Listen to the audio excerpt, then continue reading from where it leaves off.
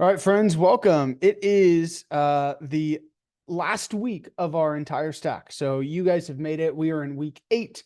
Very, very exciting. Well done for everybody who has already taken the exam. And if you haven't, we're going to go over kind of what needs to be done to make sure you're good to go. A little bit of end of stack expectations, really what to expect this week. In our calendar, we have use reducer and context API as the lecture. I'm actually going to start, I'm just going to talk about Socket.io. And the reason is because use reducer and context API are fine things to know. It's a hook to help deal with state that's much more complex. So when we're using use state, it's kind of your basic state that we have operated with this entire time. Now, if you want to get to where you have a little bit more complex state, or um, you've got basically state that needs to be persistent everywhere, and let's say you had multiple components and there's multiple layers within those components, it can get kind of confusing to like pass state all the way down, and that's where use reducer and context API come in handy. The reason I am thinking about, or the reason I'm taking us just as Socket.io is really when you get just in the real world, like the actual development, when you're getting really complex state, you're probably not going to just use your native like hooks. You're going to use things like Redux. And so I would encourage you though, in on our platform, if you go to lectures, and then you go to week 8, lecture 1. Chris does a great video on it. Caden does a great long video on it to where they go through use reducer and context API, and how you can kind of have those persistently. That's fine. Those are great things. But I do think that Socket.io is going to be something a little bit more useful, especially if you're going into projects and algorithms. If you want to have some sort of messaging attribute, you can implement that. And I think that'll help you, especially for your job kind of portfolio. Whereas dealing with some of the stuff, just using use context or sorry, use reducer or context API, then that will, again, you're going to use something like a Redux if you get something really complicated. And so I would just say your time is better spent learning Socket.io. And if you're going to learn these, great. But I would encourage you to also then learn Redux after that. A little bit of what our expectation is this week. Today and tomorrow, we're going to just basically build a basic messaging app to where people can log in. So we're going to have different windows where people are logged in. We can write messages. We can build things.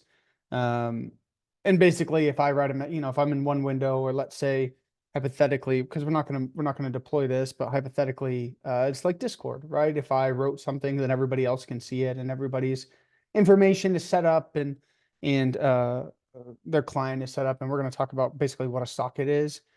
That's what today's going to be, and then we're going to finish that tomorrow. And then maybe if we want to like build out some things, there's something unique we want to do, like build specific rooms. My thought is because I've worked with Socket.io, I've worked a ton with Socket.io to basically be like, here's how I would approach if I need to figure this out and I want to add in this room, building rooms, or I want to add in this functionality. Let's look at it and build it together and try to figure it out, because I think that's what not your exam, sorry, your portfolio is really going to look like, where your portfolio project, you're going to try to implement things. You're going to try to implement APIs. You're going to try to implement things that you've never worked with. It's really easy when you can just go to the platform and you can look it up and you're like, oh, okay, cool, here's the code. But my thought is we'll finish out, make it look how we want it to look. And then if we want to make rooms or something, let's just explore and investigate as a class and build that out, so we can make it kind of look however we want.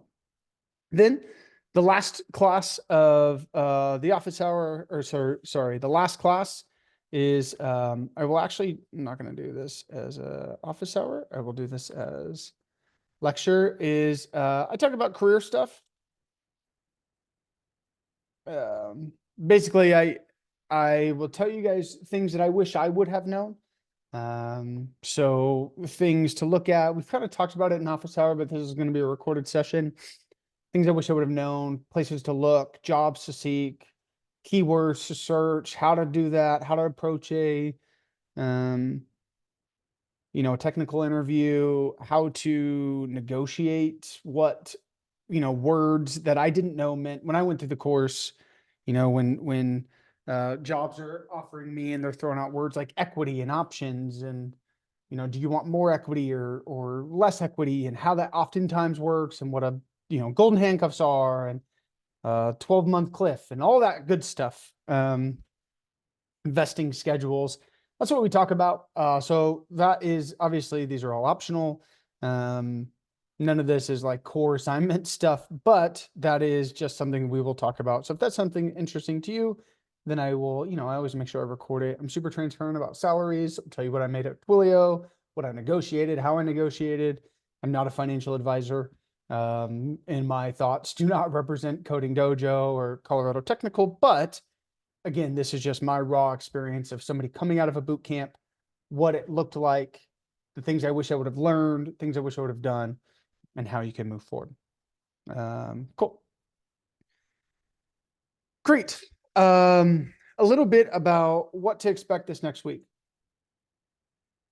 So this next week, all things are due tomorrow. Now, just wanted to make sure that we clarified in Discord, there was a message that said things were due by the end of today. Today's the last day to start an exam, but you can turn in the exam by end of day tomorrow. Now, if there's any sort of you're good, Karen, no worries. Any sort of things, I know that there's an exam or two that I still have to grade. If there's an issue, I can kind of work with you, extend a day. These are for the recording. People watching the recording and kind of try to extend it to Thursday, but definitely by Friday, everything has to be done. Everything has to be pulled in Friday morning because we have to move people over and there's a whole bunch of stuff there. I do want to remind you that next week we are totally off. All of Coding Dojo's off. So us as instructors, all the TAs, there's not going to be help. You don't have any classes. You actually are off for a pretty substantial amount of time. Let me see if I can pull up a calendar. That probably would have been wise to pull up. You are off for a pretty substantial amount of time. And so let me get the exact dates. Give me just 1 second.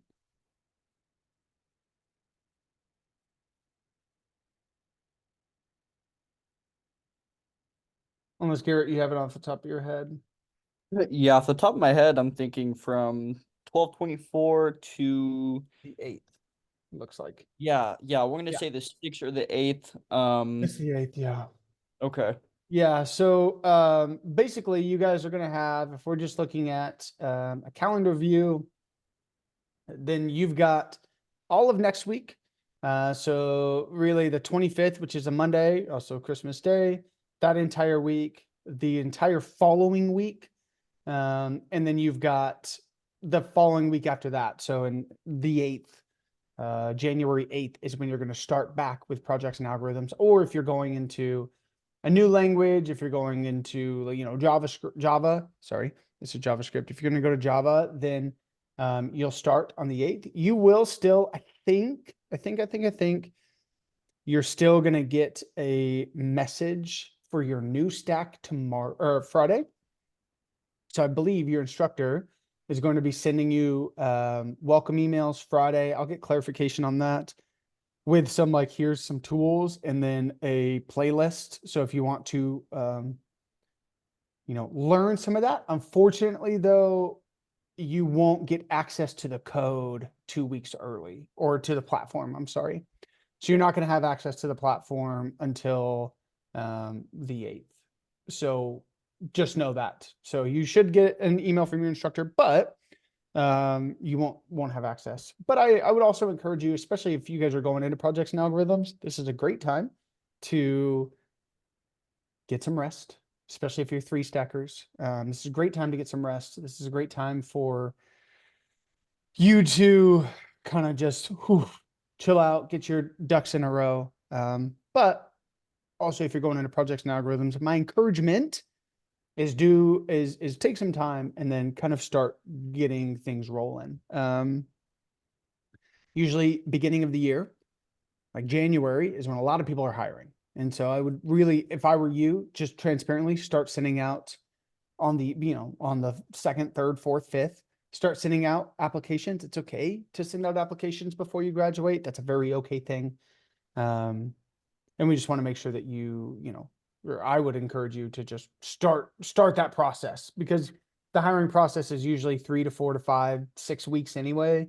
It's not super fast. And so get your name in the hat early. And then usually after Q4, that's when they start ramping it up, because they got to get stuff for their investors. And then now, once January hits, they try to ramp some stuff up. So that would be my encouragement for you guys. But yeah, again, you start on the 8th. Again, all discussion questions and assignments are due end of day tomorrow. Just as a reminder, you have to have 90% of core assignments done, which I believe is 14 out of 15.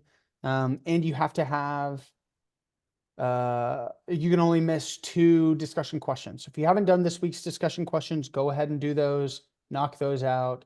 Shouldn't be an issue for you, to make sure everything is good. Now, if you need a belt exam again, if you need to retake a belt exam, then that will be, again, due end of day tomorrow, unless there's something kind of odd or fishy about that. Are there any questions there on kind of what to expect?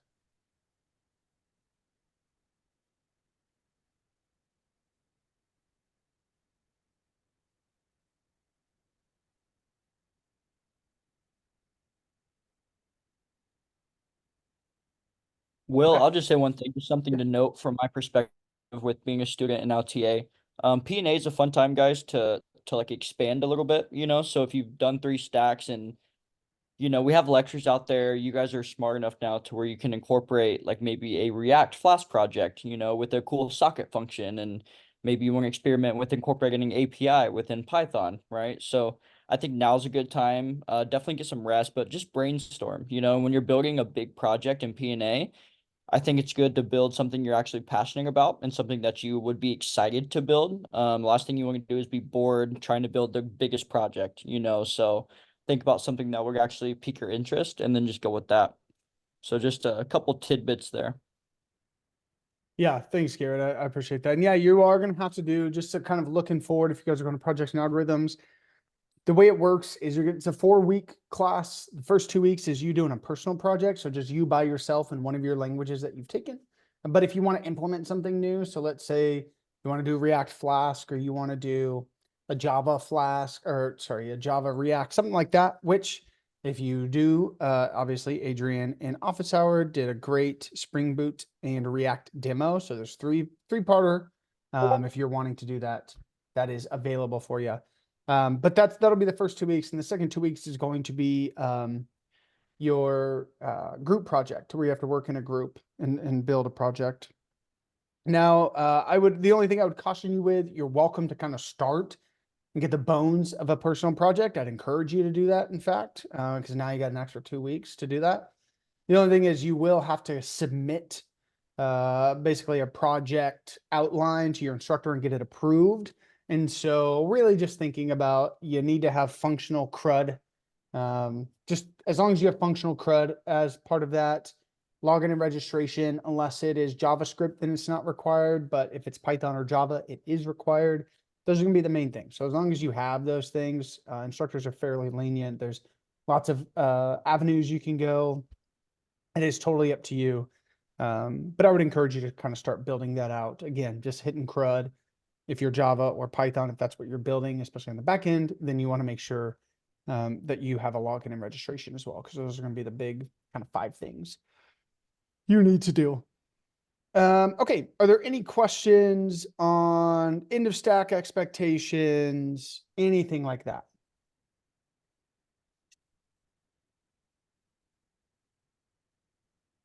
Okay. Great. Well, I want to talk about, like I was saying at the beginning of class, I want to talk about sockets and socket IO. WebSockets is basically a way that we can open up like two-way communication between like a browser and a server. And what it looks like is really like this, right? Is we're creating a WebSocket. We have a WebSocket, and we're going to have our Node.js server. And then we're creating this using a library called Socket.io. And what this does is this allows us to have multiple clients or users interacting with our server all at the same time. Now, the reason sockets are really sort of cool is if we were to just do this with what we know now, with just the knowledge and the tools that we have, what we would have to do is our client would constantly have to ping our server and say, is there anything new? Do we have a new message? So let's say that we were creating messages and Garrett and I were going back and forth and we were writing messages and they were saving to the server and maybe uploading, what Garrett said, or we had like a conversation model and it was getting uploaded. Well, in order for me to see it, I would constantly be having to ping the server. You might think, okay, that's not that big of a deal, just one person doing it. But if we're building something like a Discord or we're building something that's a real communication tool, let's move my camera a little bit, a real communication tool, we would really need it like Slack or, any of these other tools. We would have to constantly be pinging, within a second or less than a second, sub half second. And we'd have to do that for maybe thousands, if not millions of people at a time. And that would just overload our servers. Our servers would end up crashing. There'd be too many requests, or we'd have to have load balancers. And that could get really, really, really, really, really expensive if we try to scale from the cloud perspective. And so what a tool we can use, or a library, is called Socket.io. And what it really does is it creates basically a conversation where instead of it constantly saying, hey, is there a new message? Is there a new message? Is there a new message? Our client just basically says, hey, server, let me know if a new message comes.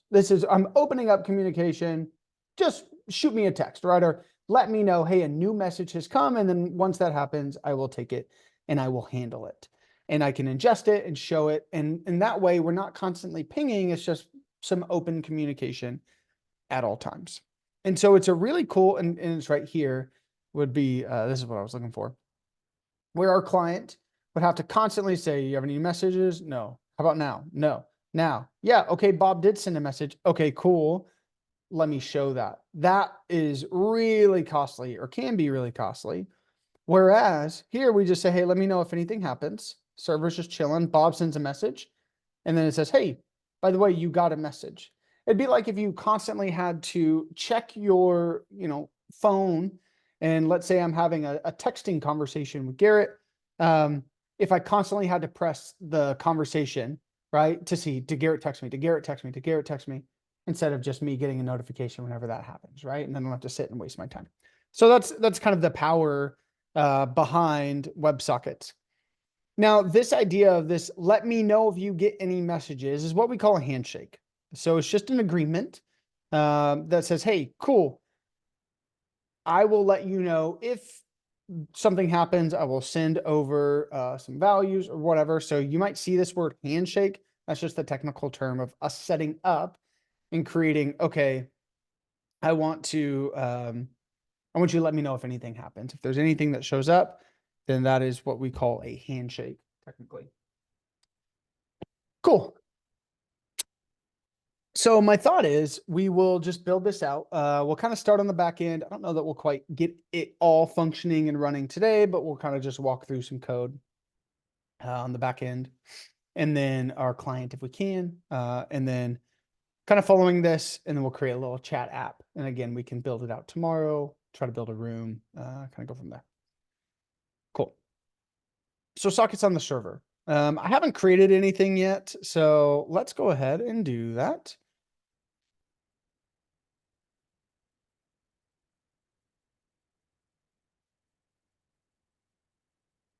So I'm going to mkcd and say server.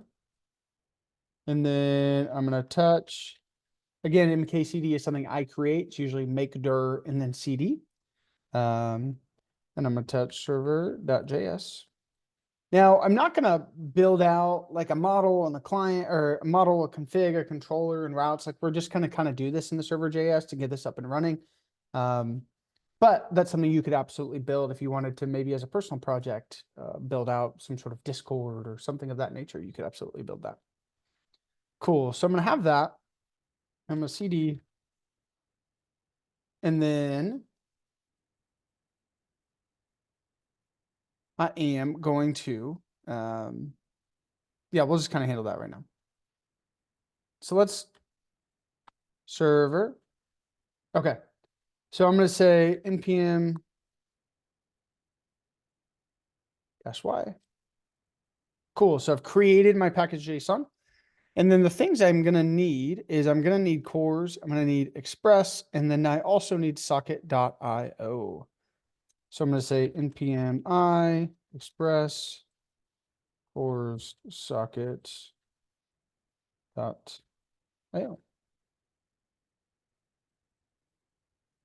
Cool. I check my package JSON, make sure everything is good to go. Core socket.io. Okay, great. Perfect. That should be all that I need to add that in. Now, we need to kind of build out our server.js. And so that's going to be something that we have done a million times, right? But I'm first going to say const express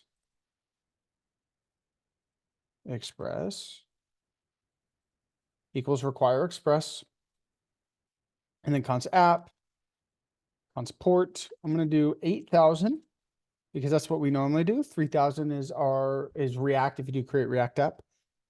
So we'll stick with port 8,000. Now, we do need to do cores as well. So I'm going to say const cores, require cores. And then now we need to create one more or bring in one more thing for socket. So we're going to say const socket equals require.socket.io. So that way we can actually create an instance of our socket, an instance of, okay, this is on top of our server.js file, on top of our node project.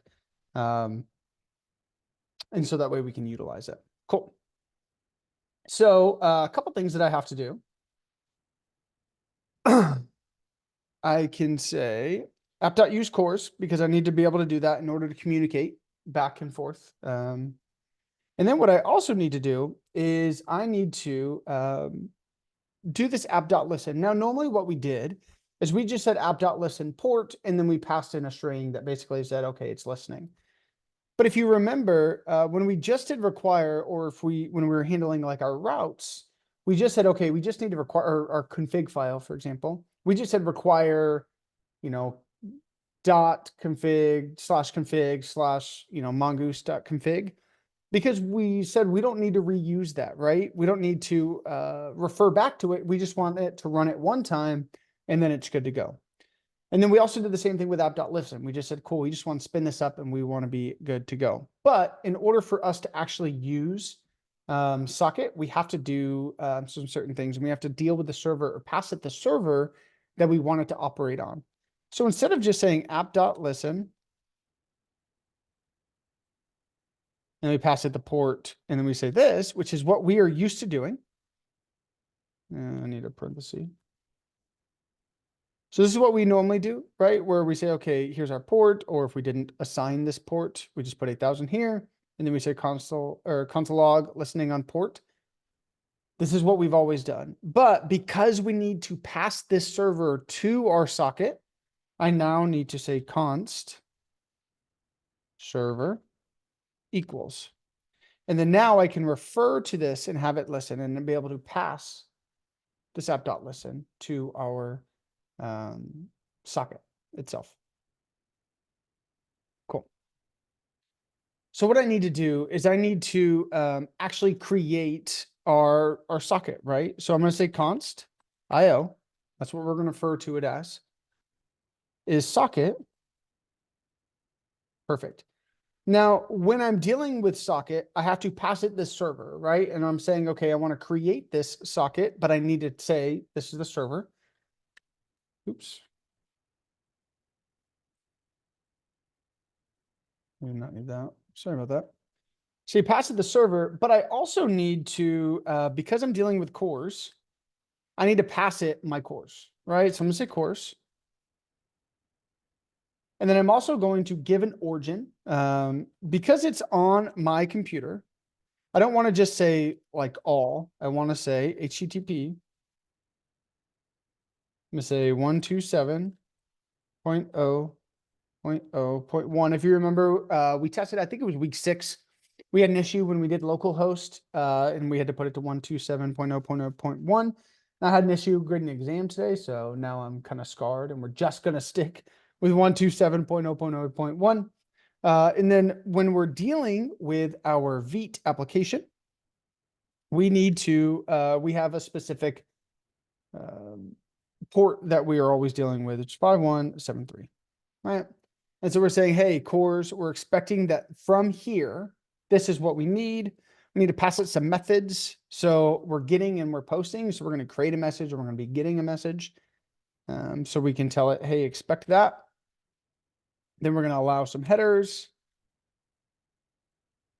Allowed. Yep, allowed headers. Oh my gosh, I can't spell. But I'm just going to do all of them.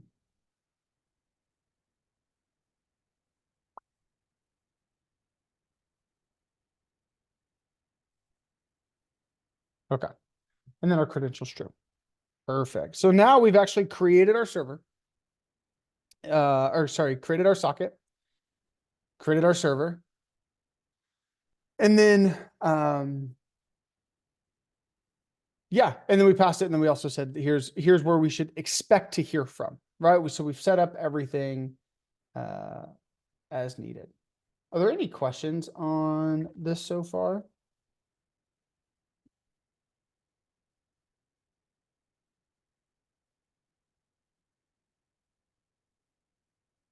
Just put a 1 in the chat if this makes sense.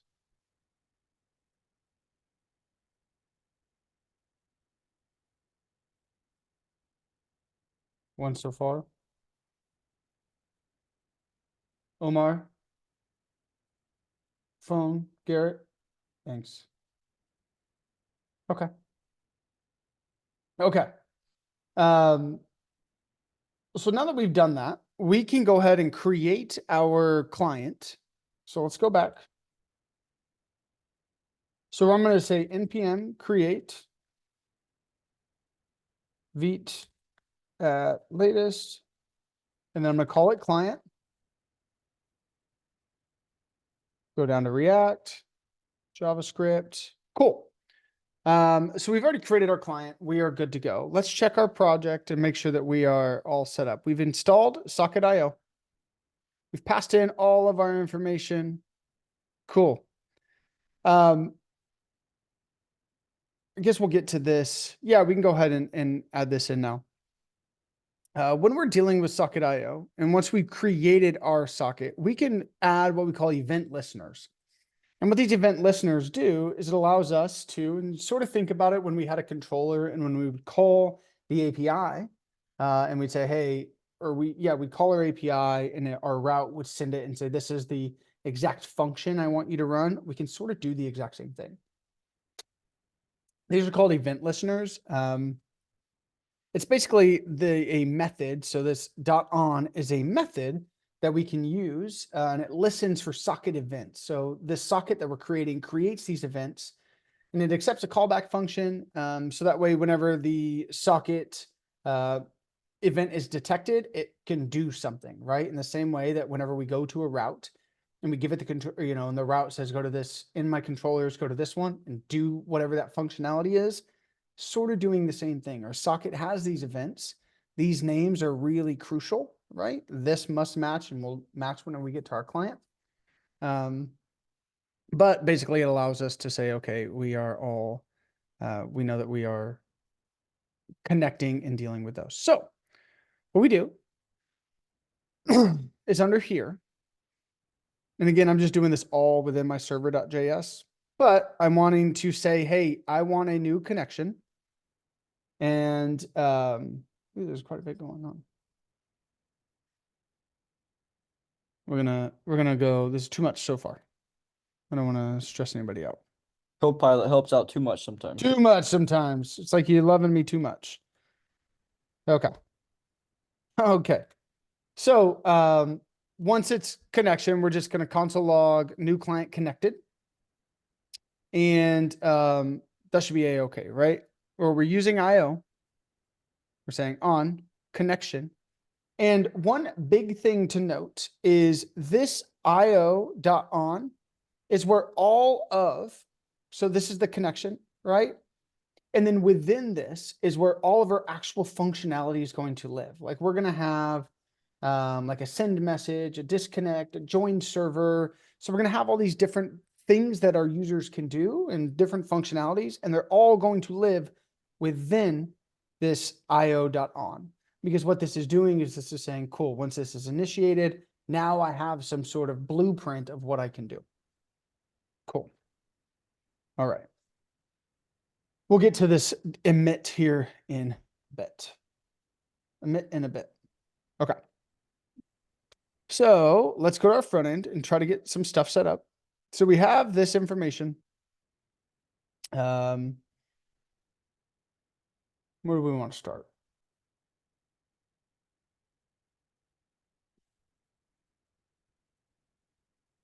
Okay.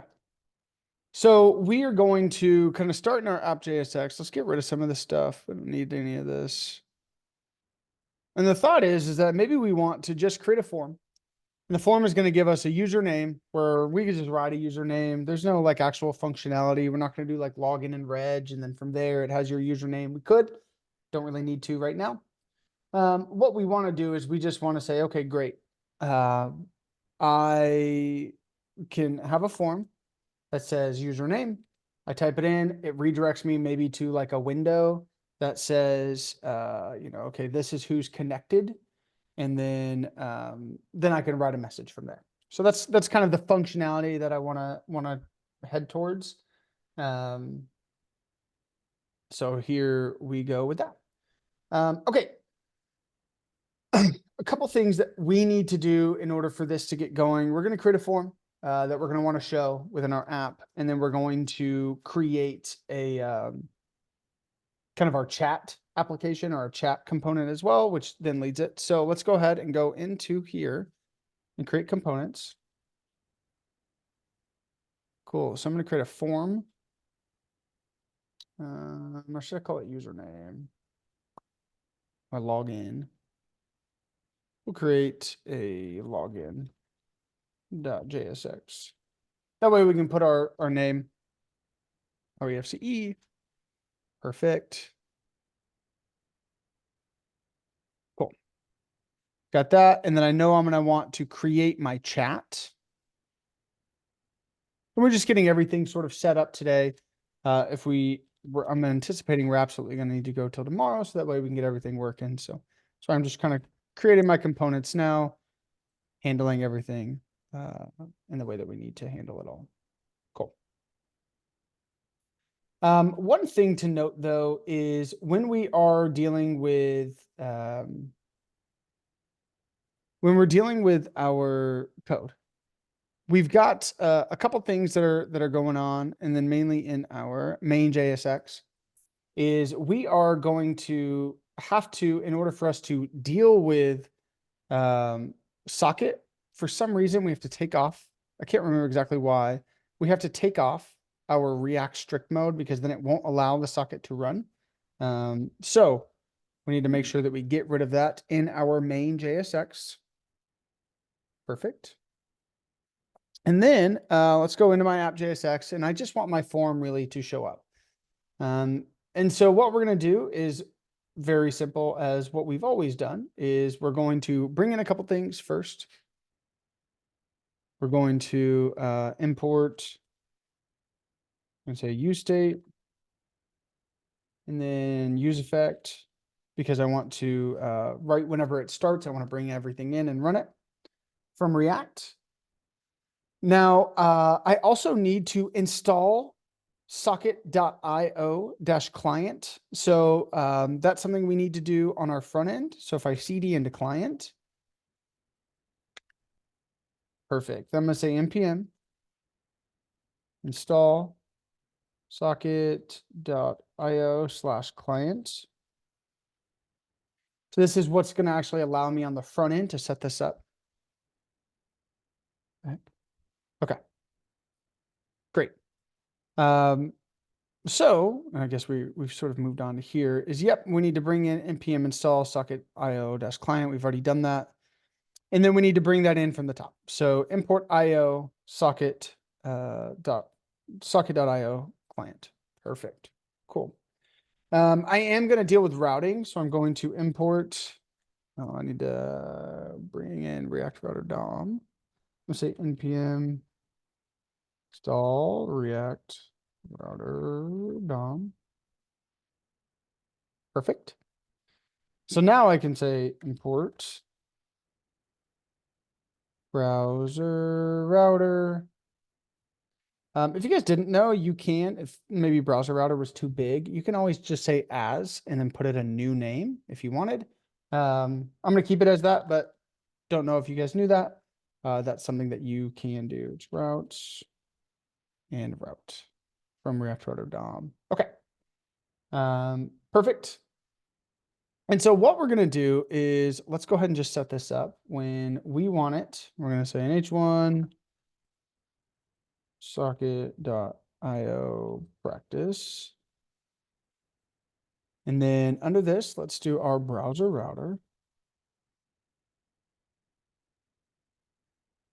Let's go ahead and close that up. Perfect. And then now under here, I'm going to have my routes.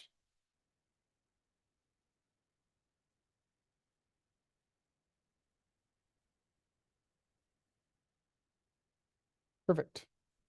And I'm saying, okay, cool. At the base, I want to bring in login. And then whenever I go to /chat, which we'll end up navigating to, let's go ahead and bring up our chat. Okay. I don't have anything in my login, so I'm just going to say an h1 and login. And then I'll say h1 and chat. And then let's, my friend Caden has this statement of code a little, test a lot. And I like that statement a lot. So, see if I can. I'm gonna do a.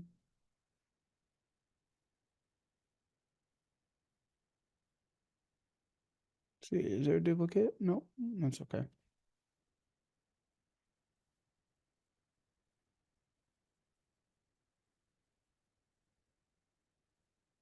Okay. So I'm going to set up my backend. I'm going to get it running. It's listening on port 8000. Perfect. npm run dev. This is working at 5173. So let's say localhost 5173. Nothing happens. Let's inspect.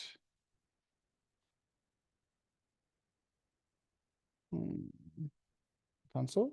Syntax error. Node modules does not provide named browser router.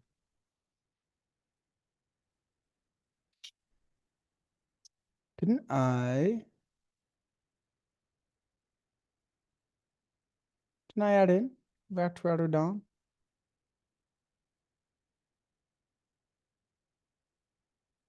Did I spell it incorrectly? You might see the issue. Oh, browser. Browser. Oh, I hate everything. There we go. Now we good? Just like you said, code a little, test a lot. Yeah, guys, I messed up. That's why you code a little, you test a lot. Okay, so it's not like in login. Login is right there, but did not bring it in. Import login, import chat. Okay, great. Now here we go. Socket.io practice in login. And then if I say /chat, we say in chat. Okay, perfect. Both are working. We are good to go here. Okay. What I want to do is let's go ahead and first connect the sockets together. So what I want to do is in here, in my app, again, because we're not really bringing this out anywhere else, is I'm going to create a use effect. Well, first off, I'm going to create a socket. So I'm going to say const. Now I'm not, not going to do like a set socket because we're just calling it one time. And what I can do is I can pass this in. And whenever I pass in my use state, I pass in an anonymous function that just assures that it runs the first time and then it doesn't keep rerunning that. So when I'm saying const socket and I'm saying use state IO, which is coming from this client, and we're saying expect it from port 8000. Now, if my port was different, if I would have set the port to 3000 or something like that, we're saying, hey, you're expecting from port 8000. And because we're on the same server, because it's my computer, it infers that it's also coming from localhost. So that's why you don't have to put like anything else. You just put colon 8000 and it's saying, hey, they're coming from the same one as the client should be coming from. Okay. So now that we've associated that, what I can do is I can do a use effect that when this is started, I can say, I don't like this console log. Is this running? I want to say connected. And this is this running? Just feels weird. Okay. Then I can use this socket because again, we're calling and saying, all right, I want you to instantiate. I want to bring this in. Then we're get all the methodologies from this. And so we've instantiated it. Then I can say socket.on. And then this portion is welcome. And then we've got our data. And then what do we want to do with that data? Or what do I, you know, kind of how do I want to handle this? I want to get rid of this. I don't like this. Is I just want to console log it for right now, right? Just want to console log it for right now.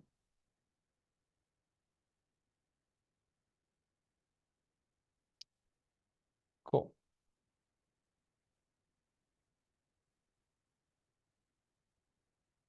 Great.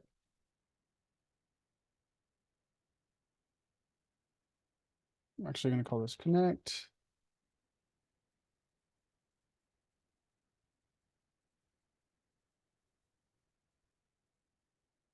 ChatGPT doing all kinds of too much. Perfect. Okay. Now that should work just fine. And then we got one more thing that we got to do.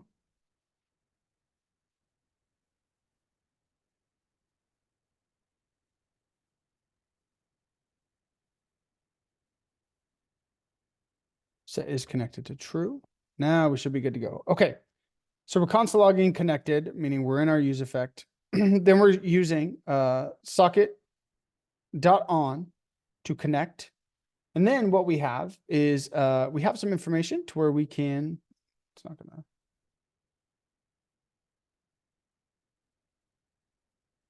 There we go, sorry.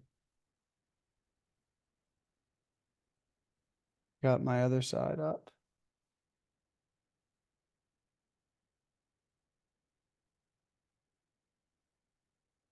Why is that? Am I missing something?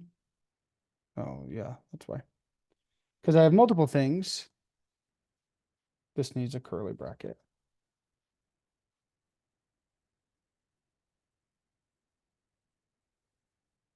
Perfect.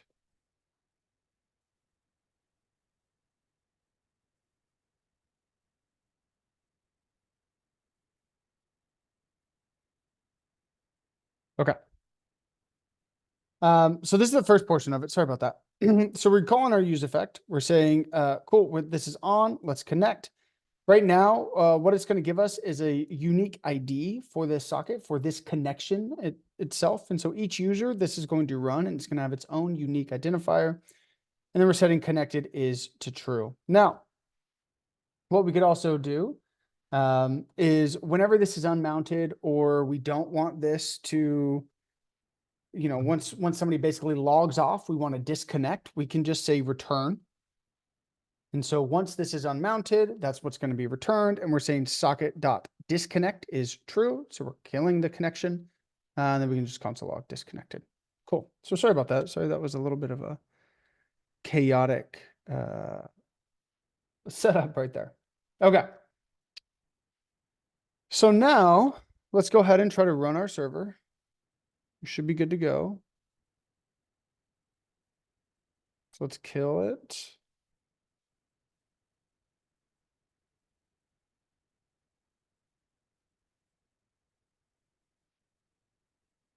Oh, okay. Okay, so I'm in my login. And it is not.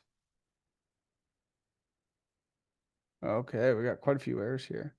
It's been blocked by the core's policy.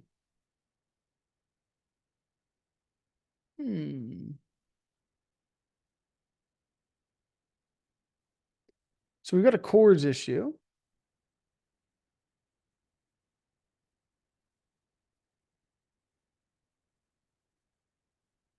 Yeah, so it keeps trying to get it from there. It's a 400. So let's go ahead and go to my cores. We'll close 8,000.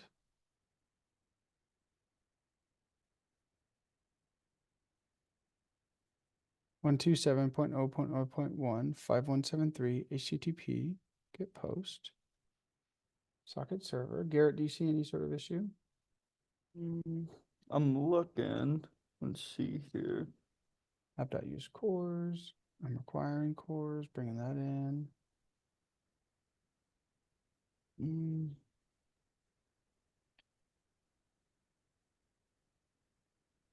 Hmm. I have one thought here on, let's see. This is the on line 13, do you need to const IO equals, is it kind of representation of a class, const IO equals new socket server, and then you can pass in? No, No? no, because it's not. I see what you're saying, but no, because we're bringing socket in up here. Sure. Okay. Like if you highlight over, if you just run your cursor over socket, the word socket on line 13, is it telling you that's the right socket constructor? Mm-hmm. It's just telling you to import. Okay. Okay. Hmm. You got getting post in there.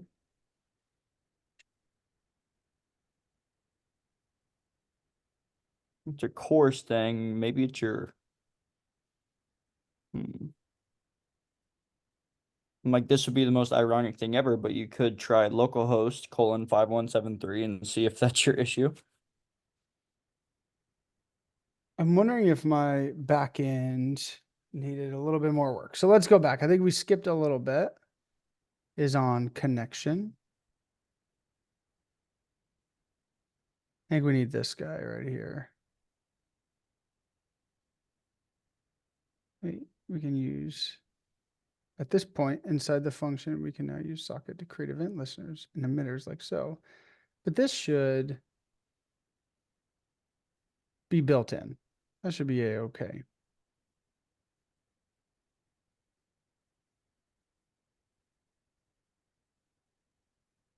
Oh, looks like some of this was built with Chat GPT.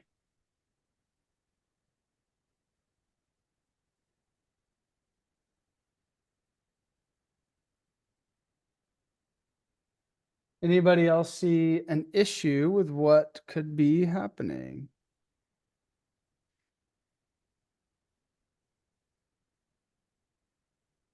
Are you gigging your console log when in your io.on function?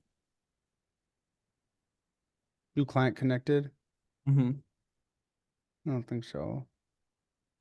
Nope.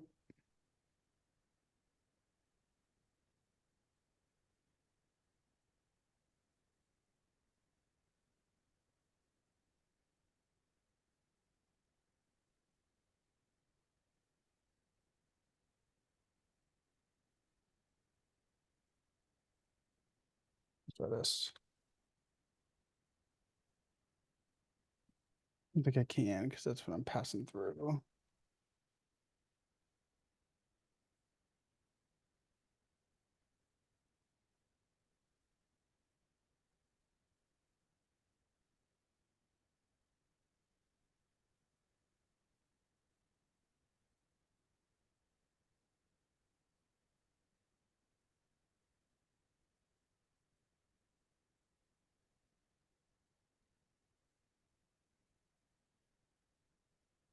Sorry, team.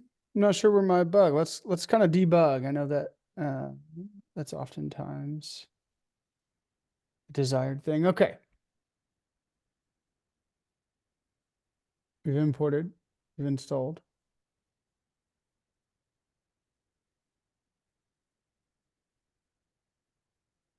Our connection should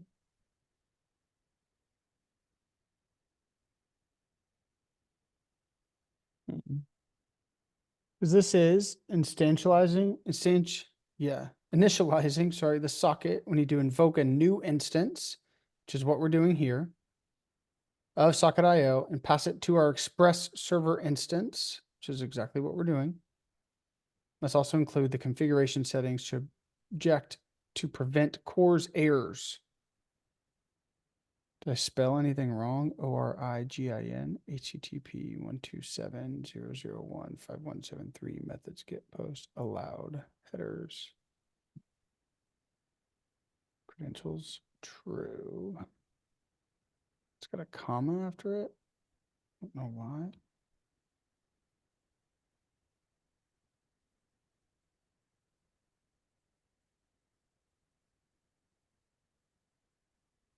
Nope, still getting an error.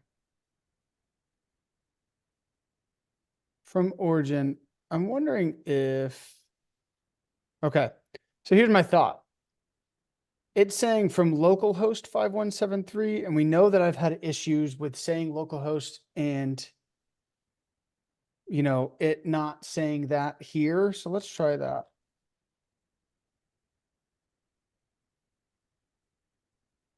I bet you it'll run ironic enough. It is. Yep. Okay. So the issue, so here's the, so we're getting connected. Okay, let's backtrack. Sorry about that. The issue was, I don't know why, and I'd love if anybody's following along or does this on their own. Let me know if it's a my thing. Like it could be my computer. My computer's been weird lately. Or if it is because usually localhost and 127.0.0.0.1 are the same and they're synonymous with one another. But as of late, that's been the issue. And so the way that I found that out was in the error itself. It said, hey, I'm trying to make this connection to localhost 5173. And we had set it up to say 127.0.0.1. And so by just us changing this, that actually now it made a connection. And so what we're seeing, which is kind of cool, is in our actual app, JSX, we're seeing this connected. We are saying socket.on connect, and then we are console logging the ID that we have. And so that's what we're getting right here. That's what we're getting right here, which is kind of cool. Okay. And then this set is connected to true. We actually just need, I forgot to bring in a piece of state. It's connected. And then now, there we go. That's why we got that promise error because we can look and say, okay, this is connected or it's not. And so now we should not get any errors. Okay. I am getting connected. I'm getting the ID.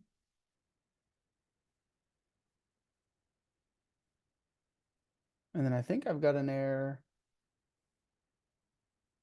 as well.